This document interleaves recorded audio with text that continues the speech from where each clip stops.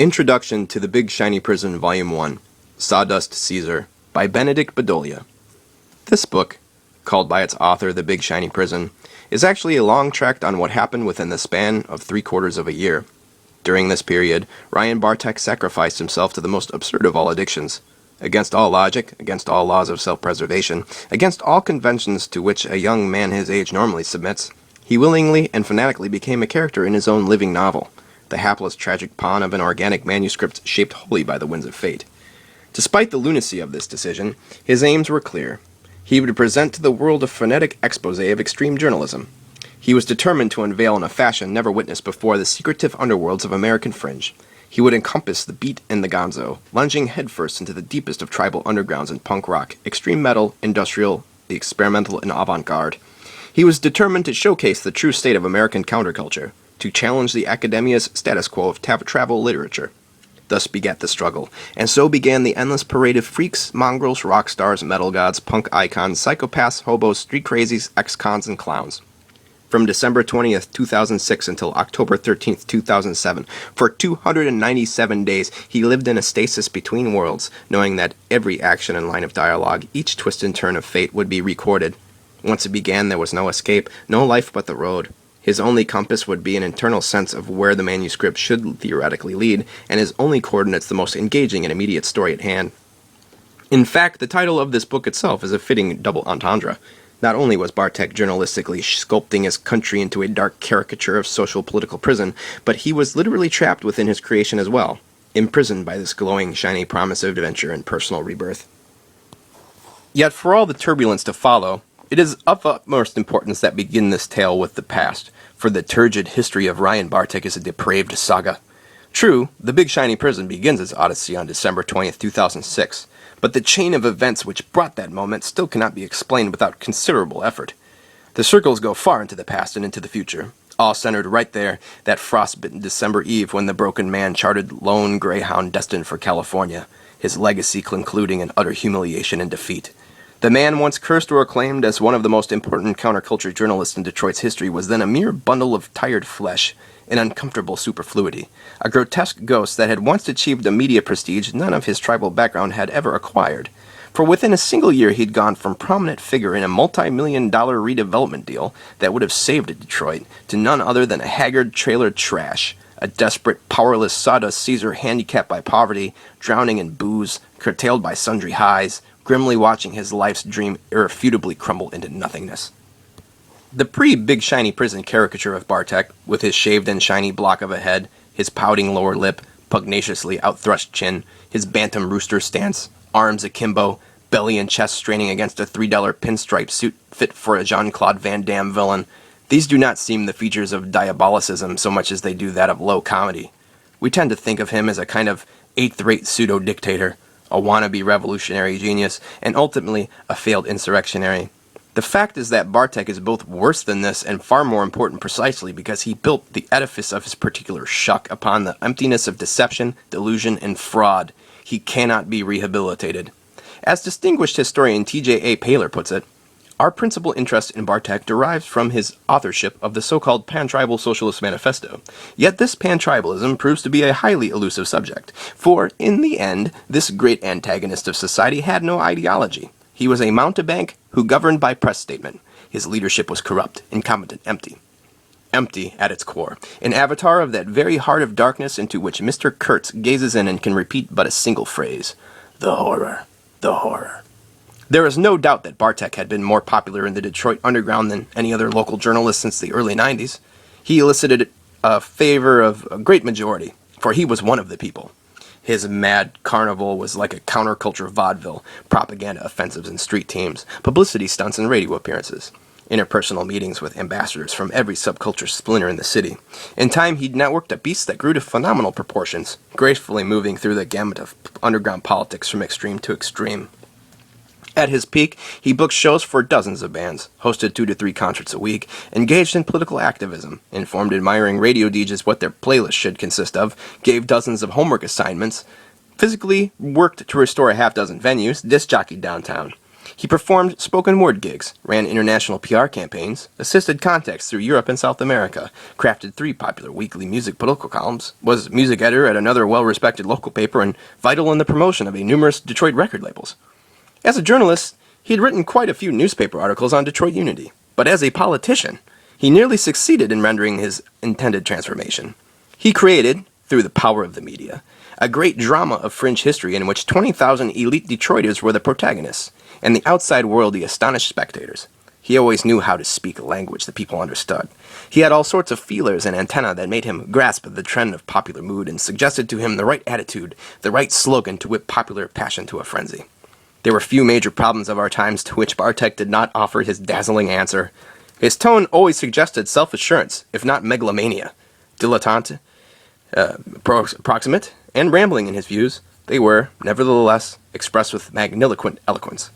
The outside world offered its powerful cooperation by admiring the performance and attributing wonderful qualities to the chief performer. Who would deny he was a great man, when they themselves cultivated and solidified his myth? Yet the attribute of greatness that was once so lavishly poured upon him is applicable to only one of his characteristics, which was the predominant one of Bartek's character. He was the greatest ham that ever existed, the most intelligent imitation of what, according to him, was propagandic genius. Sometimes he overplayed, sometimes he was astonishingly effective, but a ham he was all throughout. The recollections in his autobiographical writings, as well as the declarations by his henchmen and associates, are self-serving or, more to the point, self-mythologizing. One would search in vain for a rational evolutionary pattern to his development. Illusion is the sole reality of life, he proclaimed, and Bartek lived his maxim to the fullest. Facts are hard to come by in the early life of Ryan Bartek. Whatever else he would become, the boy born on April 4th, 1981 in the Detroit suburb of Dearborn would be almost always and above all a huckster. He is eager to paint his adolescence in hues that presaged his Lex Luthor-like dimensions of permanent greatness as foreordained and inevitable, but most likely his development was not unlike any other vicious problem child with a flair for artistic creativity. Certainly he was persecuted as an outsider, but it also seems clear that he equally brought this upon himself, and indeed even cultivated it. It is typical of the angry, disturbed loner over time to gain confidence by projecting of himself the ice-cold persona which he wishes to become. It is a natural tendency to overcome despair through recreation of the self. In 90% of cases, this tendency manifests itself as a short-lived rebellion during the teen years, running its futile soft-belly course. But not for Bartek. From the age of 14 onward, he was a diehard that espoused every fanaticism of his era. Socialism, tribalism, anarchy, occultism, anti-right-wing militancy. By the time he'd integrated himself into the burgeoning Detroit underground, he'd already set upon the creation of his rebel empire by combining youthful factions throughout the metropolitan area. He had a term for it, the Prozac Nation. By 16, he'd gone from isolated, suicidal loner to being a figure of some importance. He was respected among his brethren, an outspoken miniature dictator commanding his own crew of thugs and vandals. In the language of mainstream America, he was a gang leader, a sort of trenchcoat mafia prototype, as the term developed in the late 1990s. He was a prime example of the pre-Columbine Dark Age, yet neck-deep in punk ethos. In 1998 began. The Prozac Nation collapsed under the stress of internecine, fist fights, drug addictions, thefts, suicides, overdoses, prison terms, tethers, ideological zigzags, mental hospital internment. From the ashes, a dramatically small circle was left who, within due time, soon ruthlessly devoured each other. It was from this chaos, the abysmal year of 1999, that Bartek spiraled into a drug-laced, suicidal maelstrom lasting 3 long years. In the end, fleeing to self-appropriated quarantine, he embarked on the creation of his first book, The Silent Burning. It was equally an attempt at brutal self-therapy as it was hypnosis propaganda meant to radically terraform his generation into sending the gates flooding wide open. It took 2 years of expanding his influence before he discovered that very outlet as an intern at the second largest free weekly in Detroit. With 70,000 copies per week and an estimated readership of 150,000, Bartek thrust everything into his mission. His first order of business was not learning how to be a professional journalist. It was to maintain the hostage situation he now held over the media and milk every last drop in order to leave psychological claw marks upon world history so savage they would likely take centuries to heal. His untamed freedom of speech was mainly due to the editor's appreciation of his fiery rhetoric and the editorial department's gross ignorance on the subjects in which he was writing. For the first time in history, a major Detroit newspaper was promoting militantly aggressive punk rock, Scandinavian black metal, horribly insulting death metal and grindcore, the most debaucherous industrial, the harshest governmental conspiracies, the most fringe authors and subcultures. The media, unaware of his demented agenda, went along for the ride, spreading his myth and gazing onwards with approving smiles. The intervening years were crucial ones for Bartek, full of drama and, at first, triumph. What began as a far-fetched scheme developed into something far more substantial. Suddenly, this nerve-shot haranguing freak became the voice of Detroit in many international eyes. Aided by the amazing network dozens of press agents blindly left in their wake, he assumed more than 3,000 media contacts from across the globe and formed his own press release company called Anami PR. In true P.T. Barnum fashion, he began promoting himself as if he were John Gotti, and answered all online correspondence as if he were one of 2 young attractive females working as secretaries for him. The prank was astonishing in its effectiveness. The underground spread its legs wide open, the media jumped onto the bandwagon, and all bands were anxiously waiting to work with the mysterious giant who had single-handedly taken Detroit by storm. He convinced the major radio to start backing underground bands, tailored a solid network of musicians, venues, and promoters, widely augmented demographic album purchasing patterns in the Midwest. He directed tour traffic, convinced larger labels to check out dozens of small bands. He pulled every ace out of his sleeve. There seemed to be nothing that could stop his adventures. The centerpiece of Bartek's strategy was pompously called Anami Incorporated. His alternative to disunity in the music scene was one blanket production promotion company meant to assist in the regulation of activity amongst all who were swindled into it. Anami Inc. was a thing to behold, although it was, of course, seething with corruption. Its imposing structure was like that of a building that has no trace of sanitary facilities or of sewage.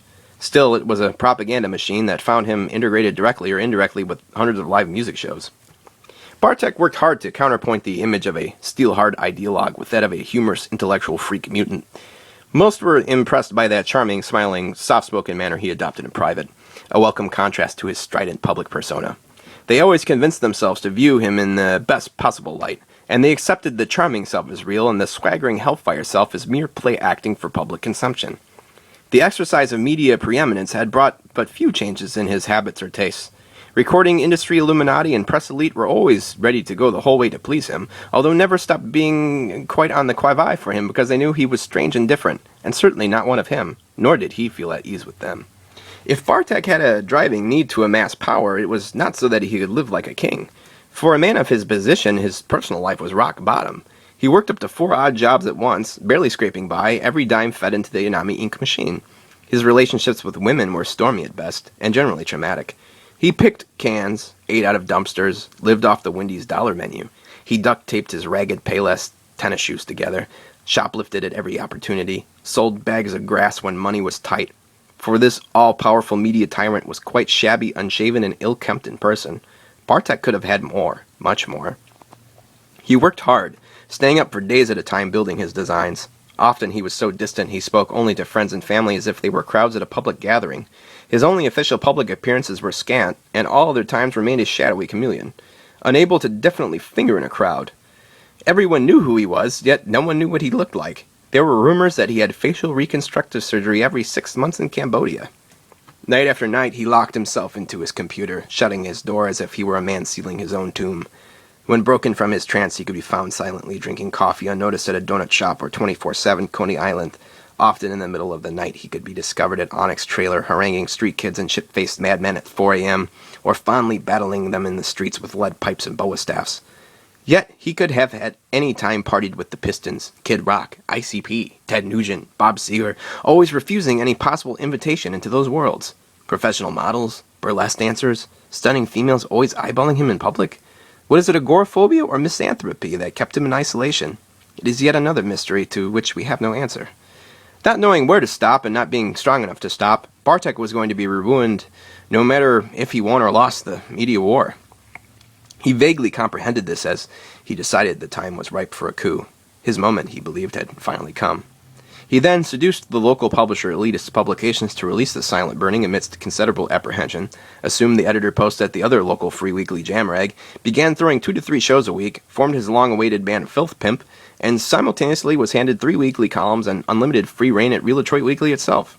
He inked the contract, built up his book's release amidst sensational hype, and waited as the seconds ticked by for the grand release party on Saturday, January 8, 2005. Cackling as he realized his master plan had finally come to fruition, he muttered, "I'll cook 'em a stew they'll choke on." The coup was comical in its failure, acute like the forebodings of immediate ruin. Ironically, the silent burning created the exact reverse effect of everything he had worked so diligently to achieve. Within the span of 2 months, his book had ushered forth what was perhaps the highest-speed career suicide campaign in the history of the city. Many times the people had thought that Bartek had gone too far, too controversial, or vastly overextended himself, and every time they saw him coming through as the avenger of mediocrity. The silent burning, as far as the people were concerned, was his wrong turn. It might have been all right to plunder the character assassinations of local celebrities, give scathing reviews equal to that of a prison reaming, installing public dictators as the bookies of venues, pimp Gigi Allen onto 14-year-old children, declare black propaganda guerrilla war campaigns on major radio, bully bands into mutual proactivity, hustle his henchmen into media internships, to sensationalize, to hype, to blackball, to obsessively prattle on about the coming of the New World Order and the Illuminati. Demagoguery in the spirit of the carnival could go a long way in making bearable even the most absurd rhetoric, but the silent burning was quite a different thing. For Detroiters who've never known such a filth-ridden, insulting, brutal misanthropy, it was a shock of alienation which coursed through all the circles. The inner circle felt it much before the greater whole. Once the silent burning had entrenched itself in local consciousness, Bartek's stranglehold was doomed. He became desperately unpopular in Detroit. Bands refused to book with him, venues promptly fired him, radio stations ignored him, Jamrag dropped him, local papers blackballed him, scenesters decried him, editors heavily censored him, labels shunned him, distributors flatly declined to sell his book. The wooden, cardboard setting of Anami Inc. started crumbling to ruin, and he appeared pitifully helpless. He had no stage and no audience. When that grotesque mask, with its square jaw and beady red eyes, fell almost of its own weight, it revealed an utterly desolated spirit. The only answer Bartek gave to the maelstrom was to feebly say over and over again, "It's my ruin, my complete ruin." Bartek had created all the conditions which make betrayal inevitable, deluding himself to feel a long link in a long, long chain, a segment of a universal, almost cosmic conspiracy. In the minds of all at Real Detroit Weekly, there was but one question differently phrased. Could the media do without him? Was or wasn't Bartek's dismissal the only guarantee of survival for credibility?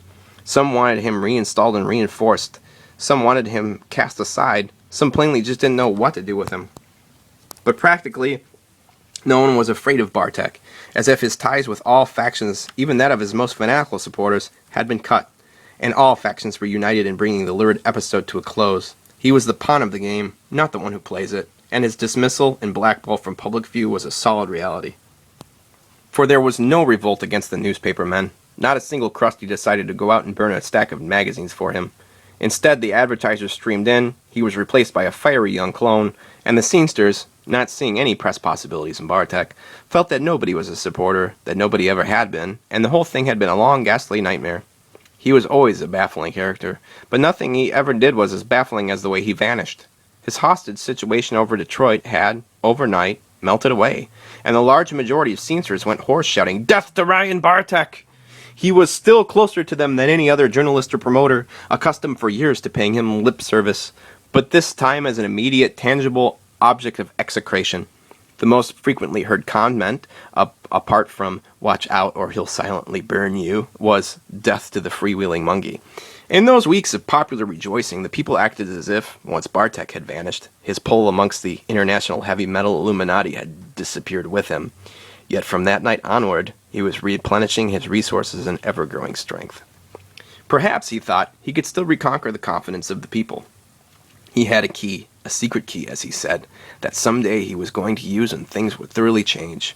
In light of June 6, 2006, 666, we know what his secret weapon was. He would wave again, as in the days of the youth, the black flag of pan-tribal socialism. He would appear once more as the revolution, and by going radical, he could outflank his rivals. In this void, the Alice Republic was born. The Alus Republic was a direct reference to the Nostradamus prophecies. The fourth and final beast was said to be a conglomerate of all the factors embodying the end of times, all backed by what seemed an ideology vastly more disastrous to humankind than Marxism, National Socialism, or NSK. First, Nostradamus stated, would come MABUS. Second, Alus. Recruiting a lineup of degenerate mercenaries to spread their filth-ridden musical wings, Bartek changed his band name from Filth Pimp to AKA MABUS, and abruptly declared all that was left of his empire in Detroit as the Alus Republic. aka MABUS' beginnings were messy, and nearly all shows terrified the audience, with half gazing hypnotically at the bestial images on stage, the bestial madness on stage, the remainders pressed against the wall, if not walking out the venue in sonic protest. Too punk for the metal crowd, too metal for the punks, too soft for the hardcore, too aggressive for the indie, too zany for the hardwild, too experimental for the rockers. aka MABUS was like Frank Zappa with a bullet belt and corpse paint, the Marx Brothers gone grindcore with a discharge flare. A mountain of televisions on stage emitted hundreds of clips from horror movies, pornography, propaganda newsreels. Small Jehovah's Witness-styled pamphlets were distributed before the performance, declaring the coming of MABUS, with the group's members themselves as prophets of this coming era. They dressed wildly different on every occasion, playing different characters, lyrics making a complete mockery of rancid music scenes worldwide. It was a last-ditch attempt to deliver one final savage and fatal blow to the Detroit music scene. Unleashed on 666, the MABUS-Vanian conspiracy was both the heralded ideology that Nostradamus forewarned and simultaneously Bartek's attempt to build himself on the international level. It was the sum equation of all he'd ever believed and fought for, this self-styled revolution he dubbed pan-tribal socialism. Here, Bartek presented the world with his dark vision of the future. The career suicide of the Silent Burning was then turned into Millennium Falcon Warp Speed Overdrive. Under the alias of the propagandist, Bartek aggressively transmitted this manifesto to all corners of the globe, a transformational propaganda manual of sorts advocating multi-spectrum radicalism. The glue the MABUS-Vanian conspiracy uses to weld his disparate ideas together runs the gamut from guerrilla media infiltration to mind control to belligerent empirical designs and international subculture. Its theories are extremist, immoral, absurd, even comical in places, at times an absolute caricature of itself, and seem to promise catastrophe if taken seriously. Despite the attempts of many fringe notables to champion him a gutter philosopher of exceptional caliber, his contribution to the history of ideas can rather be found in his clear and forceful articulation of numerous shtick already in circulation, rather than in any thoughts of his own. His influences were more likely the highbrow satire of Laibach and the Church's Subgenius, but somehow the conspiracy has been embraced by a growing cult fanbase, and its lunatic plan has actually been put into effect. This was the last dream of his downfall. For his position, his role in Detroit history was now the stake of all games. But actually it was late, far too late. He could only watch around him people play games in which he had been the supreme master. Starting from his dismissal at Real Detroit Weekly, these last 393 days gave to the underground a repeat performance in which the played-out old mimic offered the public a gruesome demonic imitation of his former self. For Bartek, at the end of his career, rendered the service of presenting all of Detroit with the most sordid, undiluted form of psychological warfare that was such as to ruin the memory of all his past performances, even in the most uncritical minds. The entire underground community resisted. They mocked his pan-tribal manifesto, ignored his journalism, refused to attend his shows, deleted him from MySpace, declined to play alongside aka MABUS. They acted to his face as if he were invisible, and when cornered, abruptly blew him off or looked the other way. Bartek and his few remaining acolytes were made to feel that they had no power, that aka MABUS was not punk rock, that they were not true metal. But the most important thing was to make them realize that they were a joke, just a freakish assemblage of doomed men who for some reason were enjoying a too prolonged stay of execution. The writing was now blazing on the wall. By September 2006, all rational hope for victory was long extinguished. His last months were blackened by terrible shows, personal apocalypse, substance abuse, financial stress, automobile difficulties, barren weather, and 1,000 jaw-dropping betrayals.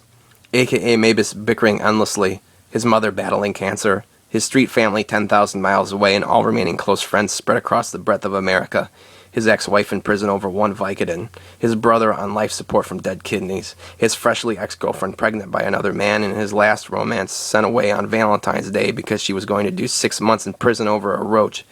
By early winter, he'd suffered attacks described as nervous collapse and an absolute loss of energy and intelligence. He was perpetually sleeping 12 hours a day or more, staring at the ceiling from his broken mattress, lost in torrents of the slowest, most punishing doom metal in existence. The more he shut out the world, the more the PR people came at him. At any moment he could have had members from Judas Priest, Morbid Angel, Napalm Death, Emperor, Manowar call his house. He could travel to New York or Los Angeles for invite-only record release parties. He could tour with the bands he worshipped in his youth, writing lengthy stories about his experiences for Metal Maniacs, Pit Magazine, Hails and Horns, Amp, or any of the other dozen zines he now wrote for. Yet simply, he would not pick up his phone, haunted and jaded by the emptiness of the world that had once ignited his passion.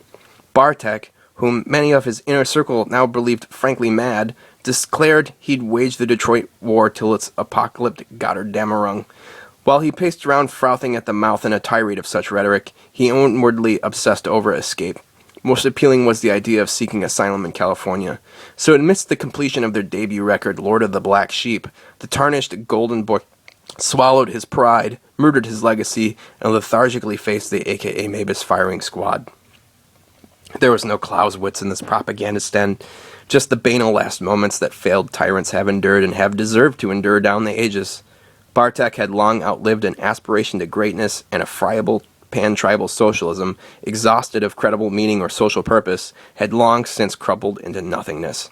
At the end, cornered as he is by history, his view of things is consistent, and in a strange, inverted way, correct. Invariably, what is right for him is wrong for Detroit. Ignominiously forced in his professional career to work as a microwave cook for Applebee's, he writes that Detroit's rebirth will come only after total defeat, anticipating a new era well into the future. The divorce between Bartek and his beloved underground had truly been complete. And finally, the sinister adventure ends.